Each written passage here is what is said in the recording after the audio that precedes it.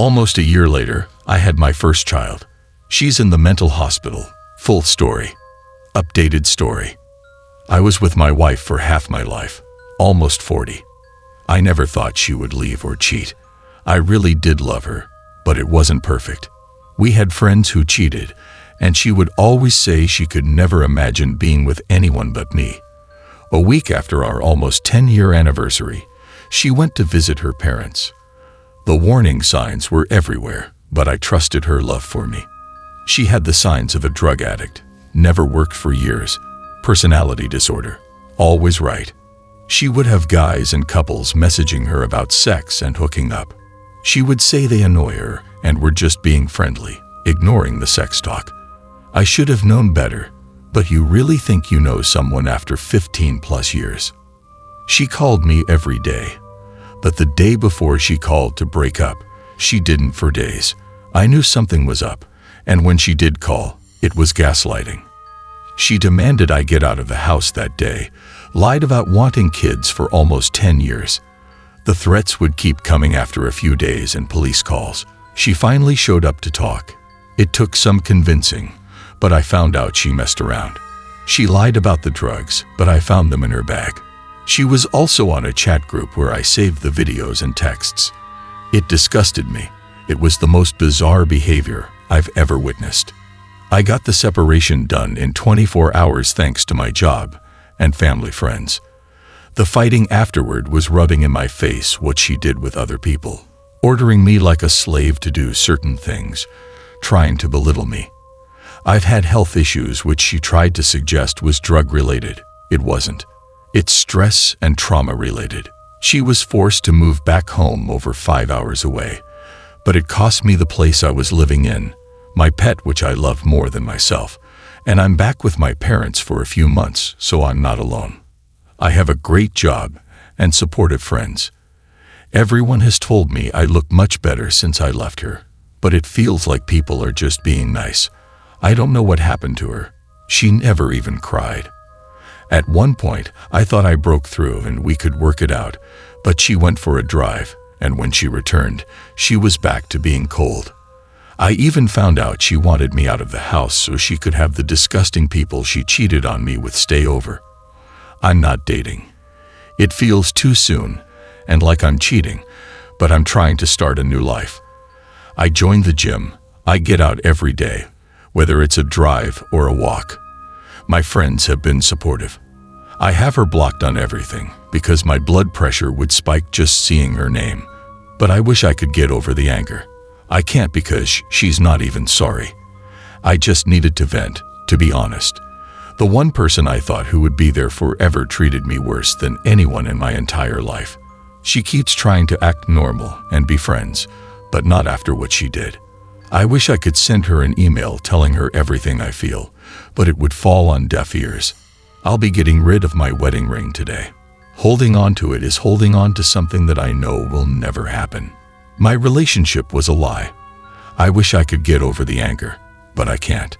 How after you stop caring about someone you've known for half your life? Update time. I've been doing better, gained weight, gym 3 days a week, managed to luck into some money. Trying to meet new people, but it's hard at my age, almost 40. But my ex-wife is hell-bent on getting the last word. I received a letter from a lawyer, a cease and desist, and never had to be signed for. It was basically about her ego, and for me to stop telling people what she did. Most of it was lies. The best part was the amount of grammatical errors and typos. The lawyer is real, but from what I can tell, he hardly gets work, and only sent this to make a few $100. I didn't bother replying. She wanted a reaction, and I wasn't giving her one. A few days later, she began harassing a friend of mine I gave her pet to. She doesn't know her but made it clear she was concerned about the animal's well-being. She never cared about that animal, wanted to get rid of it the day she told me things were over. It feels like a petty move to try and prove she can get away with what she wants or pretend she actually cared. Luckily, my friends will never talk to her. I'm hoping this ends soon. I'm fairly convinced she has a borderline personality disorder. She's on a lot of medication, drinks, smokes a ton of weed, and stays up all night talking to other jobless weirdos. I want to move on, but she only cares about her self-image to the point where she'll spend hundreds on a crappy lawyer just to block me from doing anything about her talking to my friends. I know she's unwell, but I hope she gets a life or a rude awakening. Any advice or words of encouragement are appreciated. Update 2. Pointless rant, I guess. Thinking back, I can't believe some of the ridiculous crap they ask for when it's over. No less than a day or two after D-Day, when she realized money doesn't grow on trees, she asked if she could still borrow the car of your weekend to go get groceries and run errands. This was after trying to kick me out of my own house, costing me my pet, which I loved like a child, bragging about messing around with other people, and having her friends threaten me. She would also demand I lift boxes or dishes and place them in certain spots as a means of control. Not asking nicely, pointing, and demanding I do it. Out of nowhere, asking to borrow equipment and tools, etc. Not sure if anyone experienced something similar, but it's something to look back and laugh at now.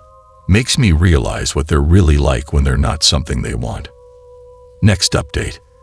As much as I tried no contact, we had mutual friends who feel like gossiping. Today they told me my ex-wife is in another relationship. Didn't need to hear that or want to. As glad as I am to be away from that toxic, cheating liar, it still feels like a punch to the throat. Leaving and saying it's to work on her mental health when obviously that wasn't the case feels like the final lie. This will be a hard few days. Edit. Thank you to everyone. Didn't sleep much last night, but everyone's advice and input helped. Next update. I haven't posted in a while. Been 4 months since my estranged wife once scorched earth on our lives. Cheating, abusive, threatening letters, etc. I struggled a lot, concentrated on positive energy, but still suffered panic attacks whenever I was alone with my thoughts, especially at night. I made a post a few months ago about dating, asking if it was too soon. Thanks, everyone, for the advice. I went through with it, and I'm happy, really happy. I won't go into too much, but we're really connected. We love each other's opinions, always agree on what type of future we want to have, and I've never had sex as physically and emotionally fulfilling as I did with her. We talk every day for hours on end. I know some may think it's too soon, but we connect so well that we have no interest in seeing anyone but each other. It gets better. The end of a relationship only means you can start a new one. I still think about my ex, but without any emotional attachment. Just sad I wasted so much time on her. Sad that her new boyfriend could be a really nice guy and doesn't know what he's in for. But that's not my concern. I'm looking forward to ending this year holding my new girlfriend in my arms, finally feeling like I have a purpose. You will get through this. Edit. Thanks for the gold. You people are amazing. I appreciate the support as well as the concerns. I fully agree that it could be too soon, but I provided a broader explanation in a comment below. This wasn't something I rushed into but felt natural.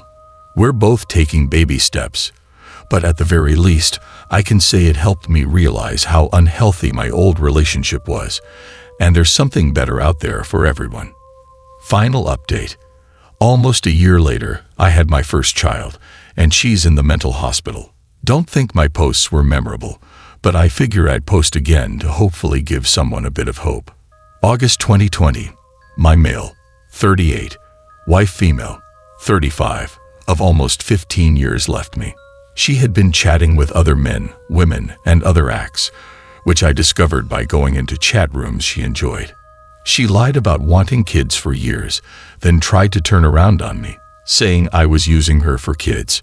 She kicked me out, forced me to give away my pet, who was the closest thing to a child, and tried to destroy my life. Once so far as a cease and desist letter from a lawyer who never even bothered to spell check it. For what basically said, I'm not allowed to defend myself in private conversations with her. I never heard from her after September 1st, 2020. She was mentally, emotionally, and sometimes physically abusive. but it hurt. I was lost, felt like my life was just waiting to end. Even contemplated speeding it up. Late October, I posted about seeing a girl I knew was a 50-50ths split of people saying I was too early to start dating, but I went for it. I'm happy I did. It's been a roller coaster, but we're still together. And a few weeks after my divorce was finalized, I welcomed my first child into the world. My life has changed in a way I never thought was possible a year ago, and it's refreshing. My ex-wife earlier this year, she called me on a private number. She informed me she was in the mental hospital, that she tried killing herself, and that she was diagnosed with bipolar and BP. I warned her and her family she had it during the breakup, but they ridiculed me. She started telling me her pity story, and then proceeded to tell me about the guys and girls she's left with. I believe it was to fess up and have a fresh start because she asked about getting back together. I told her right away I was with someone, and we were expecting. It hurt her, but she even tried suggesting she could be a good co-parent with me. I shot that down as well. Ever since, we've kept minimal contact for divorce proceedings and items we wanted to return to each other. I have zero desire to ever get back with her, even if I was single. My life is better without her, and now she sees that too. It kills her on the inside, and as petty as it sounds, I'm glad. She had no remorse for the family she destroyed. I have none for her regrets. So there, I know the feeling of post-D-Day. I know the emptiness, but it can get better. I never believed it was possible, but every morning I wake up with my beautiful child smiling at me and her amazing mother. Don't give up. I'm glad I didn't. Let's see how the community reacts with some comments and some more details from the OP. Underappreciated_54 starts us off. Followed your story from the first posting. Good for you. Your ex is not functional and has a warehouse full of baggage to deal with. Now she knows what her actions have gotten her. She is now alone and can have visions of you with your new family, everything around, and making your husband feel like crap. Then having her family slag him does not exactly buy you a great future. Now they can all remind her that she threw you away. And now you have a happy family while she has nothing and nobody. The OP's response. Thanks. I'm glad you remembered my posts. I won't lie. Before she called from the hospital, I always wished I could be a fly on the wall when she heard I was with someone and expecting a kid. Getting to tell her that while she was in the mental hospital felt good. I never wished harm on her, but I think I deserve to tell her she didn't destroy my life, just the one we had together. Funny thing is, her mother called me right after the mental hospital call, told me how she is doing so much better and that my call helped. Then suggested I knocked up some random girl and the timing doesn't make sense. Trying to suggest I cheated and then somehow my girlfriend was pregnant longer than 9 months. When my child was born, she called again to congratulate me. This woman encouraged my ex's bad behavior and doesn't care about my life. She just wants to feel like she's a good person by supporting me. I just let her calls go to voicemail. Another quick comment from Spinucula. Congratulations. That's awesome to hear. Just one question. You have been with her for a long time. When did you notice red flags that she might be BPD? Did it start like that? The OP responds. Maybe 5 years before D-Day. She was seeing the doctor for childhood trauma, going to groups, but I knew it wasn't that. Her behavior at times was just too random. I started to recognize manic episodes the last year we were together. She was barely noticeable, took out a bunch of loans, could barely keep a friend for longer than a few months, threatening to kill herself, etc. She was addicted to prescriptions and some illegal drugs. I wanted to get a new sports car because our SUV made her look old. I mentioned it to our family doctor, but nothing could be done as she was asking for the help, and she never thought she was wrong. It was childhood trauma and nothing else. The most heartbreaking moment was in the middle of the breakup. I told her this was a manic episode. She needs to get help. When she called back from the mental hospital, she acknowledged how right I was, but the damage was done. Not to mention she still has deceptive qualities where she uses her illness to emotionally manipulate people and stay home on long-term disability. I wish I could have helped her more, but nothing I did would have changed that. If I was complacent, I think it would have eventually been an open relationship, eventually her being with someone else. I think a lot of people believe they could have done more, but most of the time, it's unavoidable. Last comment coming from butter underscore is underscore man underscore tequila. But where is your pet? Who has the pet? The OP closes us out. Great story. My cat was older, but she was a darling. Everyone loved her, but I had no choice and needed to give her up. A family member had a coworker say she was looking for a cat. I was nervous. My baby deserved only the best. When she showed up at the door, the young lady looked like an angel. My cat is nervous too, but when she came in, they both bonded.